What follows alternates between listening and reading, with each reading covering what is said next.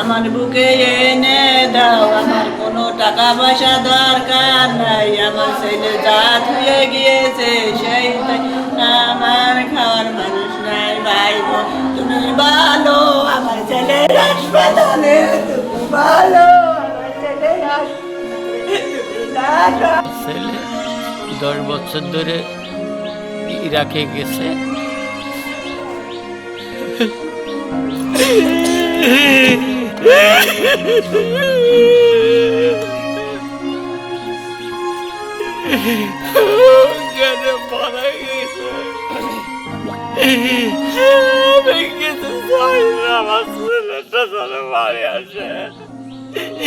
সরকার কাছে অনুরোধ জানান, আমার বুকের মালিক আমার গলে ফিরিয়ে দেয়।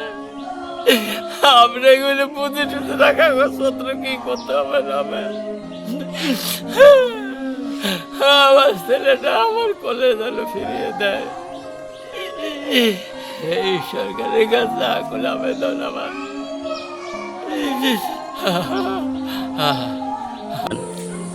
রেজাউল আমার ভাগিনা, ও দীর্ঘ 10 বছর যাবৎ ইরাকে গিয়েছে। তো ও 1 মাস পরেই বাংলাদেশে আসার কথা, মালিকরা ছুটি ছাটাও দিয়েছে, টিকিট কাটবে আসবে বাড়ি।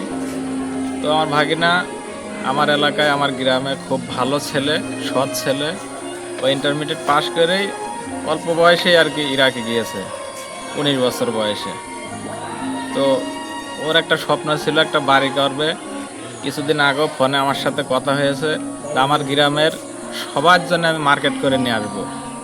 ও এখনও বিয়ের সাথে কিছু করেনি, ওর জন্য 2টা মেয়েও দেখা হয়েছে, আসলে বিয়ে দেবে ওর বাবা মা। ওর বাবা মার শখের ছেলে, একটাই ছেলে আর একটা বোন। এটা আমরা কিছুতেই মেনে নিতে পারছি না। খুবই ভালো ছেলে, খুবই সৎ এবং খুব ভালো ছেলে। আমাদের খুবই কষ্ট হচ্ছে ওর জন্য। বাংলাদেশ প্রবাসী কল্যাণ মন্ত্রণালয়, বাংলাদেশ সরকার এবং ইরাকের যারা এই দায়িত্ব আছে তাদের কাছে আমাদের আহ্বান, আমার ভাগনাকে যত তাড়াতাড়ি সম্ভব, যত দ্রুত সম্ভব আমাদের কাছে ফিরিয়ে দিক। সরকারের কাছে আমাদের আবেদন। ভিপি নূর সাহেব, ওনার কাছে আমি বিনীতভাবে অনুরোধ করছি, আপনি জিনিসটা দেখেন। চুয়াডাঙ্গা আমাদের বাড়ির জীবননগর থানা, মির্গামারি গ্রাম। আপনি এই জিনিসটা আমাদের ফিরিয়ে আনার ব্যবস্থা করে দেন। আমার ভাগ্নে রেজাউল ও দীর্ঘ 10 বছর যাবৎ যাকে থাকে, একটি দুর্ঘটনায় সে মারা গেছে। তার ইতিমধ্যে 1 মাসের মধ্যে তার দেশে আসার কথা ছিল, কিন্তু আল্লাহ তাকে তুলে নিয়ে গেছে। এখন আমাদের একটাই দাবি সরকারের কাছে এবং প্রবাসী কল্যাণ মন্ত্রণালয় এবং ইরাকের রাষ্ট্রদূত মহোদয়ের কাছে, যেন আমাদের এই লাশটা আমরা তাড়াতাড়ি দেশে আনতে পারি। সেই ব্যাপারে আমাদের প্রচেষ্টা থাকবে সরকারের কাছে, যেন সরকার আমাদের এই দাবিটুকু মানে।